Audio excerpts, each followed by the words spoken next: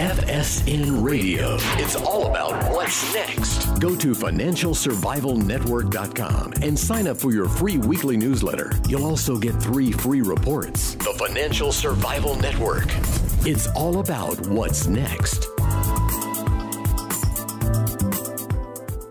Welcome, and you are listening to the Financial Survival Network, coming at you from the failed city of Las Vegas, or rapidly failing. Unbelievable what's happened here. Just like freedom is under attack, freedom arguably having issues succeeding. Well, the city of Las Vegas has fallen on hard times. But anyways, hey, enough of that. So at Freedom Fest, continuing our interviews, came across somebody interesting, been on my show before. I just was on his inaugural show, and it's called A Way of the Renaissance Man. His name, the host, Jim Woods. Jim, welcome to the show. Hey, what's up, Kerry? Thanks a lot for having me on. Hey, pleasure. Hey, part of the problem when you're at these shows is that there's always people, fans, who want to talk to you, and, that's why you're here, obviously. But what are you doing with yourself now? Okay, well, I'm continuing to do my write my newsletters, Successful Investing, Intelligence Report, and the Fast Money Alert. But here at Freedom Fest, I'm debuting the podcast you mentioned, Way of the Renaissance Man, and you're one of the most interesting guests on the show. You know, we have fun with you. We have fun together. So, as the show's all about kind of personal empowerment, and we're talking about money, and we're going to talk about all kinds of things. But I just like talking to interesting people, so that's why I want to talk to you, man. Hey, well, that's why I started this thing, to talk to interesting people, have an excuse to approach interesting strangers who don't know who the hell I am, and interview them and find out what makes them tick. So. Renaissance man. Define a Renaissance man, because in nowadays world, you really got to be specific. Exactly. Well, my definition of the Renaissance man. Have you ever seen that commercial by Dos Equis said he's the most interesting man in the world? Of course. But they fired him. He was becoming boring, I guess. Not. They let him. They fired him, and they got a younger guy who's not as good. No. He's terrible. Well, he's not terrible, but the concept is good. But that guy is a funny guy. He's a great guy. So anyway, that was the genesis for it. Because, well, it wasn't the genesis for it. My nickname in college is the Renaissance Man, because I used to do a lot of different things, and people were like, okay, you're doing martial arts, you're competing in bodybuilding, you're studying philosophy, you've got you're taking graduate seminars in physics. I mean, what's this? What? Oh, and also, you're into. You can help me build my car. You're into cars. You're into surfing. You're into all this stuff. Like, where do you find time? How do you do it? So, and it's just stuff I do. But a lot of people ask me, how do you do that, or how do I learn how to do it? What do I do? And so I decided, hey, at some point, I'm going to have the freedom to actually talk about these things and talk about cool stuff that people do. So that's why now's the time. Well, that's pretty cool. So suffice it to say, being a Renaissance man is kind of being a lifelong learner. You're always taking on new stuff, new challenges, new topics, learning just for the sake of learning. But that brings us to college today. So in colleges, they seem to excel in imparting useless knowledge to their students. Humanities, women's studies, black studies, this studies, that studies. Not that anything's bad about it, but to actually have a major in blank studies that will not help you get a job and really not help you get through life. What's with that? Well, I mean, that is one of the biggest problems. And unfortunately, it's not even like getting a job or even getting through life. It's learning how to actually think. These things actually stunt your growth. They stunt your thinking. They revel in something that I know you've talked about before. It's like an orgy of stupidity. Everybody's proud of being stupid. Yeah. Like, I don't want to be proud of being stupid. I want to be proud of knowing stuff. I want to know stuff. I want to integrate the stuff. I want to focus my mind. I want to get going. I mean, you only got one shot at this bad boy, man. You got to do it right. Hey, well, I know what you're saying, and really, by negating the role of personal responsibility, they turn everybody into a victim of your race, victim of your sex, your gender, a victim of your religion. No matter what you are, they've got a victimization standard for you. And that's the antithesis of being a Renaissance man, isn't it? Yeah, definitely. Yeah, the victimhood does not fit into the Renaissance man ethos. I mean, because the more you think that life and society and your misgivings, your shortcomings are going to hold you back, the more they're going to hold you back. You don't need that. I mean, everybody has struggles. Everybody has some people are just born smarter than others. Some people are born taller than others. Like you're born about a foot taller than me, man. I mean, what the hell, you know? How did I get screwed on that? You know? Yeah. I'm wearing heels. All right. Yeah. So, but the point is, we all have struggles, but it's what you make of it that really matters. And colleges seem today, like the ethos there seems to be like, oh, well, you don't have to worry about that. It's not your fault. You're just someone who's going to have to suffer the consequences of victimhood. I hate it. Privilege, this whole thing of privilege. So, that just reminds me of like, it starts in the elementary school and, middle school, high school, anti-bullying campaigns. Now, like, I'm not in favor of bullying to the point where it results in physical injury or really traumatic, PTSD for the kids. But you know what? Like, honestly, with being picked on by somebody for no reason actually is a character building exercise, or can be. Can it? Yeah, it definitely can be. I mean, if you're, I'm into martial arts, and I was in it since I was a kid, and you learn more from getting your butt kicked than you do from anything else. And you know what? Life isn't fair. There's going to be bullies out there. You got to learn how to deal with them. I mean, like you said, we're both not for bullying, but guess what? Bullying is going to never stop. There's no one. You're a human being. There's no stopping it through systemic education or anything like that. Kids are going to be bullies, and kids grow out, and adults too. Yeah, so look at Maxine Waters. If you don't believe that, if you think that bullying is going to stop just because you get old and probably have a little bit of old-timers disease, wrong.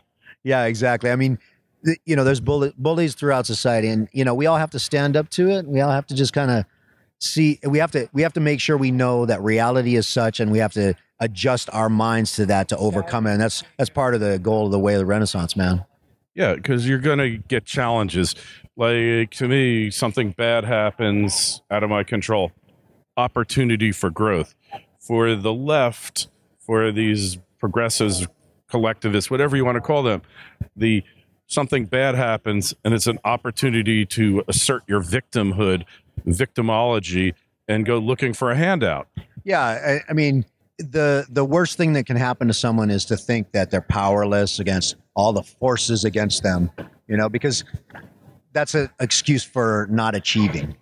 Yeah, absolutely. So getting back to the way of the Renaissance, man, are you going to do a new topic each week, like maybe wine tasting, the joys of wine tasting, or we're going on a tour of the cigar factory, or how's this going to work? Yeah, those are both subjects that I like and that we're going to have on the show. Through the Freedom Fest here, I've been able to talk to a lot of different people, like economists, investors, fighter pilots, West Point grad, all these people that I wouldn't normally get a chance to connect with face to face, and yourself, of course. And I think as the show progresses, we're going to have more kind of think piece type thing, longer formats. We're planning on going, at least an hour minimum on these shows. We didn't have too much time to do that this time. Yeah, that's pushing it. But if it's compelling enough and you get your core followers there, you can do it. Well, yeah. I mean, I don't want to. I want to kind of strain the ears of the readers. I want to keep it tight, so to speak. But this long format is something that we've kind of developed, or not we, but society is just gravitating to. YouTube videos, long form podcasts. It's a future because you can actually discuss issues without interruptions, without talking heads yelling at each other like you can on these mainstream, fake news sites and things like that. So, I mean, I think it's the wave of the future, and I'm happy to be surfing on it. Yeah, that's pretty cool. So is this going to be a weekly podcast? We're going to start off. We're just going to launch it. It's going to be launching probably in about in late July. And we're going to start off with the first, with a deluge of episodes, about 3 or 4 episodes at the beginning, and then probably like every week to every 2 weeks, there's going to be some new episodes, and then I'm going to have some new content on the website very frequently, or maybe once or twice a week, as the show begins. And then after that, we'll see what readers like, what they don't, and our listeners, and we'll go from there. All right. So if we want to find out more about you, about the Way of the Renaissance Man, obviously wayoftherenaissanceman.com, but your regular newsletter, where do we find that? Yeah, you can find my financial newsletters at jimwoodsinvesting.com, and you see a lot of free articles there too. Oh, very cool, Jim. Hey, appreciate you coming on. And look, if you got any questions for myself, Jim, urge you to be part of the show. I said it many times. I start my day off most mornings in a coffee chain that will go unnamed, that encourages you to sit down and not buy anything. You can loiter there, you can use the bathroom, you can harass patrons, and you can mooch off the Wi-Fi and just be a general nuisance, and they welcome you with open arms. So I figure I'm gonna change my act a little bit, and I'm gonna be a star. Well, oops, I'm not supposed to say that. I'm gonna become a poster child for that organization. I think I'm just gonna open up an office there and say, hey, you said I could stay. I'm putting in a desk. I'm putting in, lighting. The rent's good there. Yeah, the rent's free. I can stay as long as I want. I'll buy some coffee, but unlike them, I will buy coffee in exchange for free rent. I mean, is that a good deal or what? Jim? How can I mean? I'm about to go find one of those places myself and do the same thing. I heard they were all over the place. Hey, they're all over. There's thousands of them, and I'll get one of those.